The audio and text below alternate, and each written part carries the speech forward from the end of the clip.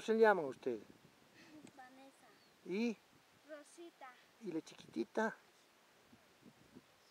Olivia. ¿Y de dónde son? ¿De qué pueblo? ¿Dónde viven? En Caxi. Ah, ya.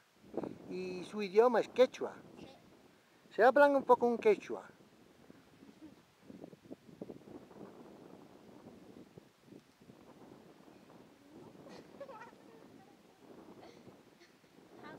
¿Y cómo se llama acá en quechua este lugar? Silustán, Sí, mamá le dice. Silustani le dicen. Mayo. Y Humayo es el lago, ¿no? Sí. ¿Y conocen la leyenda del lago donde estaba una ciudad? Sí. Sí, la conocen. Sí. Y que después una señora fue transformada en piedra. Sí. Ah, la conocen toda, la he escuchado hoy. Qué lindo. ¿Y qué están haciendo ahora? Están Está hilando. hilando. Y así chiquitita ya saben hilar.